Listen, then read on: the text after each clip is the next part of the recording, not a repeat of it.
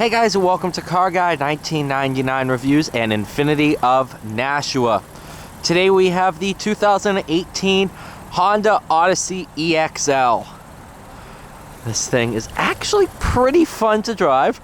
I was actually the one who appraised this trade-in. So I basically, from the day this got traded in, I took all the inventory photos of it.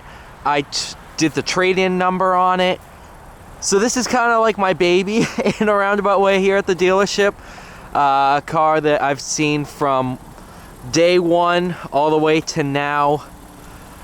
And honestly, the day I appraised it, I was thinking, this thing's actually really, really nice. You've got a dark brown leather, obviously 3-row, 2 USB power outlets. I mean, this is sweet.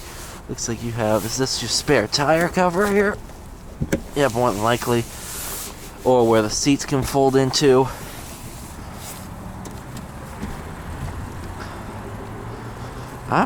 It's actually a really nice van. It really is.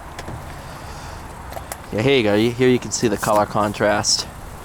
It's hard to see in the interior while you're actually in it. But once you open the door, get some sunlight in here, you can 100% see the two-tone.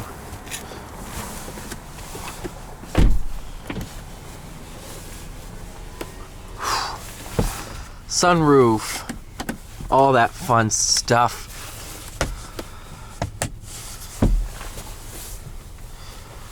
This thing's actually loaded out.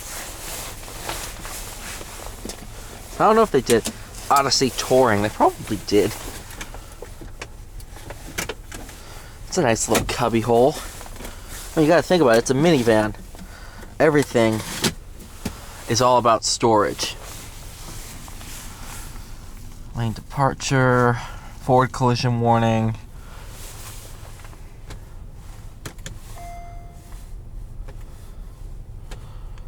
Go into sport.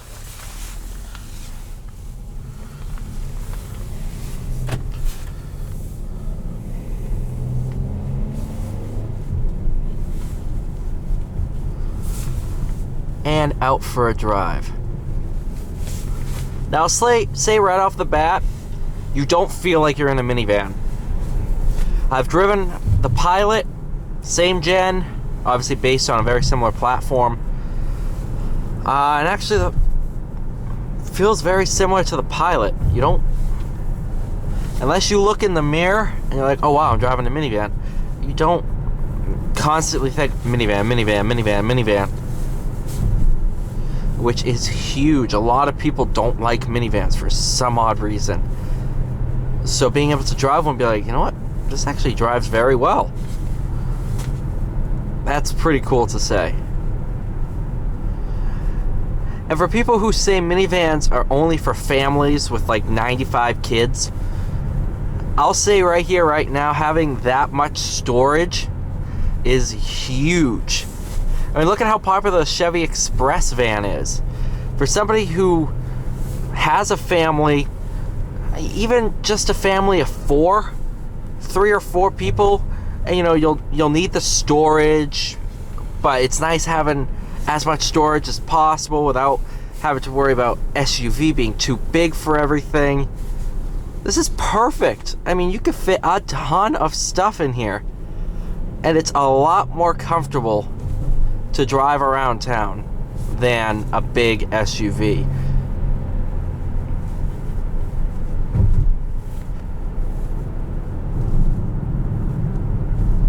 Do have forward collision warning. Ta-da.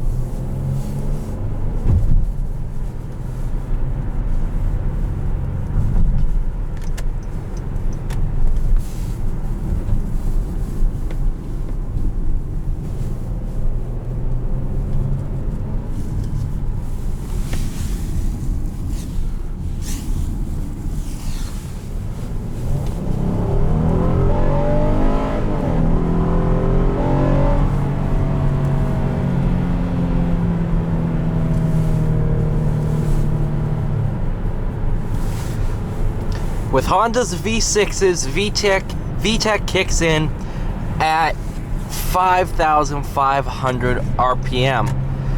And that is a huge reason why I love that van. This van, I should say. Because the VTEC crossover is so pronounced. I did not expect it at all. Honestly, the first time I drove this van, I was really impressed. I was like, wow, this is really nice. You know, I've never driven an Odyssey before I drove this one. So I was like, this is pretty sweet. I haven't driven many Hondas. I mean, I've driven Accords and such, but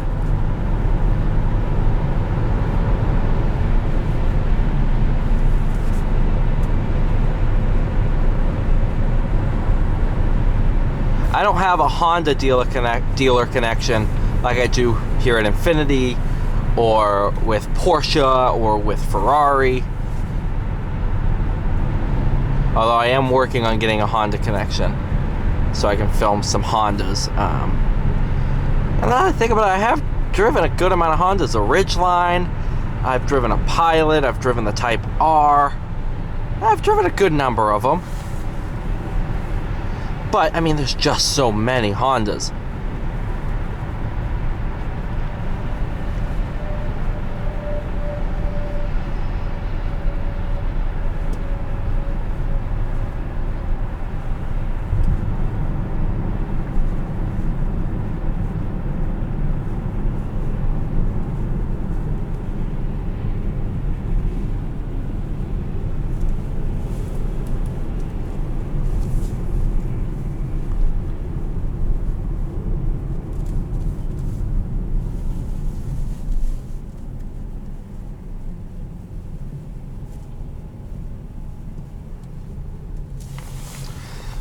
And then you can just sit back, relax. One thing with minivans is there is no issue about visibility.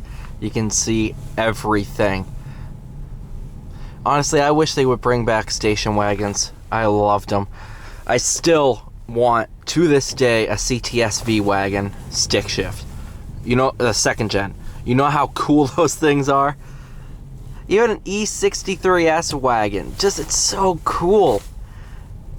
And I would say this drives more like a wagon than a minivan.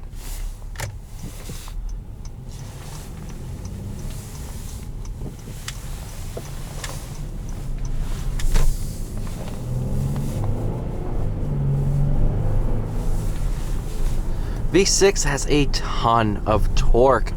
Don't really have to dig deep for power. But, of course, with VTEC being, well, VTEC, it does love to be wrung out. That's the one thing I've always loved about Hondas, especially VTEC motors, is they just love to rev. I'm still waiting for the day to drive an S2000 because I've just only heard good things. But this motor's very, very rev-happy while also having good torque down low. It's very hard to find that balance. Look at the GT350, for example. You look at the torque curve, it's linear, so you can have all that power up top. And naturally aspirated motors, it's tough to get a good torque curve, so you have a ton of power up top while also having good torque down low. This motor manages it.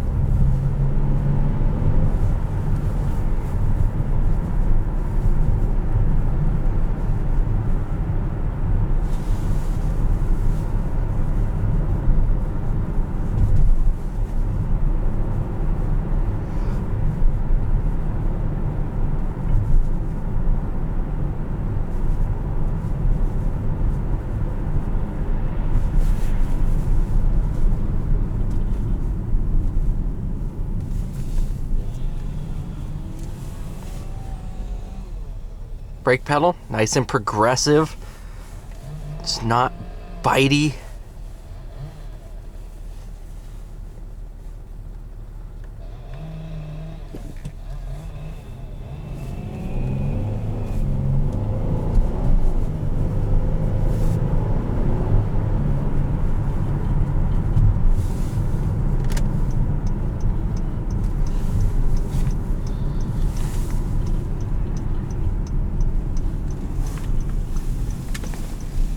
Alright, you guys, thank you so much for watching. Please like, share, subscribe.